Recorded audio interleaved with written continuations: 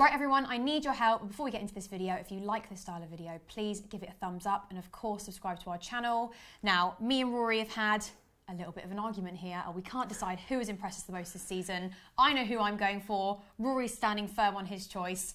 I'm going with Christensen. Who are you going with, Rory? I'm going for Marcos Alonso. I said that Marcos Alonso had impressed me most this season. It's not that he hasn't Sophie went mad at me. No, I'm choosing Christensen. If you think about, I think it's been so. Why are you laughing? I just said it. I just before we filmed our last video, I made a really innocuous comment. I just said, I've been so impressed with Marcos Alonso.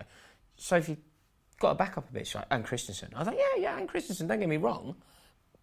But Marcos Alonso. This is like our last Hazard and Kante Player of the Year. It's Marcos Alonso. I say Christensen because I think it's so hard. What he joined Chelsea at the age of 15. Went out on loan to, he's going to laugh at me now, Borussia. Where? I don't know. I can't say it. You say it. I don't know. Where is it? No, Rory, stop it now. You say it. I don't know. Where? Craig, help me out here. Where? You tell me. It's Mönchengladbach. Mönchengladbach. Yeah, Mönchengladbach. There we go. I got it. Thank you, Rory. Thank you for that. No, went on loan, and then he's got himself back into the team. Stop laughing at me. I'm making a good point here. Go on. He's got himself back into the team.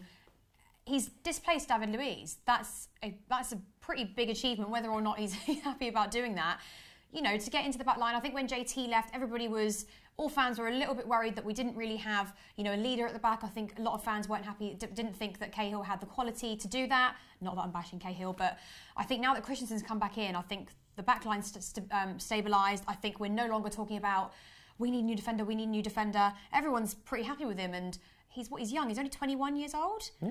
And to be already doing that, I know JT speaks so highly of him, and I do too. I completely share the same view. I think he's got the potential to be just as good as JT. Yeah, I agree with every word, Soph. I agree with every word you said. I've just said I've been more impressed this season. But what's with Marcos Alonso. More impressive? Preventing goals or running down the wing? I agree with everything you said. I think Andreas Christensen is a wonderful footballer. I think the future of Chelsea Football Club will revolve around him. And we just said it could be. It could be for a decade. He could be. I feel like he could go on to be Chelsea captain. But the person that's impressed me most this season is Marcos Alonso. I just think that he has been incredible. I think he gets a lot of grief. I think I'm going to get a lot of grief for suggesting this. No, I love. I mean, when he takes his free kicks, it's quite clear that he's practiced. I love players that practice. A bit like Willian did. I think it's last season before. Clearly practices free kicks. Goals are flying in. And don't get me wrong, what Alonso does for this team, I think, is highly underrated. I think he's really good at everything that he does, Alonso. I think his flaw is his pace. And we can't really do anything about that, but I think he's very good in the air. I think he has a beautiful touch. I think he has an exquisite free kick.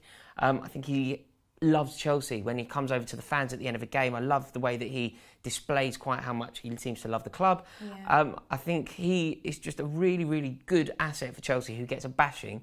And I just said it innocuously. I just mentioned that I was very, very impressed with Marcos Alonso. No, I didn't go crazy. I'm just saying that the amount of criticism our back line was getting before Christensen came into this side was it was a daily conversation, and now since then there's not been any complaints so far as to our defence, and people don't even complain about Cahill. Like it's just not really a topic of conversation. And what's more important, having more stability or someone who's a bit more creative? I don't know. What is more important? They're going to decide. Who do you decide? Do you side with me and John Terry, obviously, or do you side with Rory?